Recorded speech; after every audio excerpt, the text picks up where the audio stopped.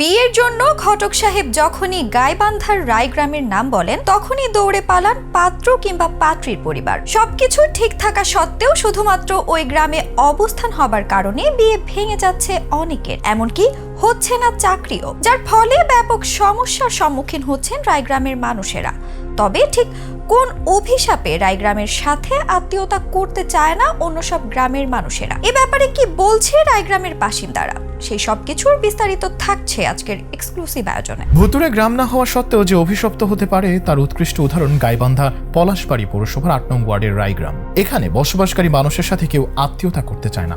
চাকরি দেবার আগে রায়গ্রাম নাম শুনলেই বাধে বিপত্তি।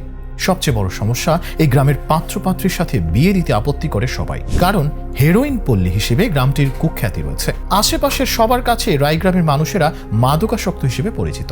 পলাশবাড়ি উপজেলার বাসিন্দা ইসহাক আলী বলেন, আমাদের গ্রামের মানুষদের সঙ্গে কেউ আত্মীয়তা করতে চায় না।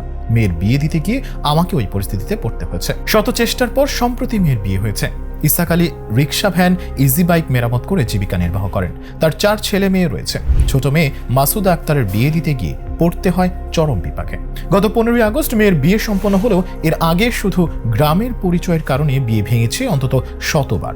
একই পরিস্থিতি হয়েছিল অন্য সব সন্তানের ক্ষেত্রেও। রায়গ্রামের 4 মাথা মোড় বটতলায় সম্প্রতি আয়োজিত মাদক বিরোধী মতবিনিময় সভায় অনেকেই তাদের করুণ পরিস্থিতি তুলে ধরেন।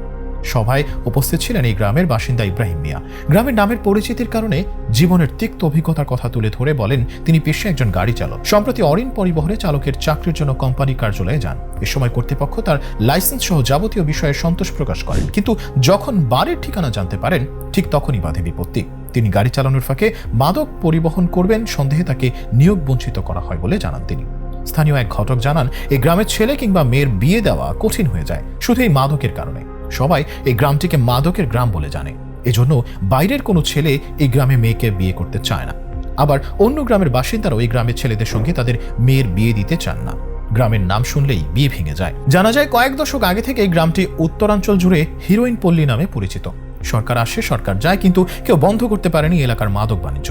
কয়েক দশক থেকে এই গ্রামের আব্দুল জব্বারের হাত ধরে মাদক ব্যবসার উৎপত্তি হয়। আব্দুল জব্বার মারা যাওয়ার পর তার পরিবারের সদস্যরা চালিয়ে যাচ্ছেন এই ব্যবসা। বর্তমানে ওই গ্রামের অনেকেই মাদক ব্যবসার সঙ্গে যুক্ত। ওই সভায় বক্তারা বলেন, এলাকায় মাদক সেবী ও ব্যবসায়ীদের বিরুদ্ধে ঐক্যবদ্ধভাবে সামাজিক ও আইনগত প্রতিরোধ গড়ে তুলতে হবে। এর আগেও এমন উদ্যোগ গ্রহণ করা হলেও নিজেদের মধ্যে নৈতিকতার অভাব থাকায় কাঙ্ক্ষিত সুফল মেলেনি। তারা আরো বলেন, অতীতে মাদক কারবারিদের বিরুদ্ধে আইনত ব্যবস্থা গ্রহণের পরে অনেক নেতা তাদের ছাড়াতে তদবির করেছে, কিন্তু বর্তমানে কোনো দল সরকারে নেই, তাই সে সুযোগ এবার থাকছে না। ভারতের পশ্চিমবঙ্গ রাজ্যের চর মেঘনা নামক গ্রামের নাম শুনলেও কেউ বিয়ে করতে আগ্রহী হয় না।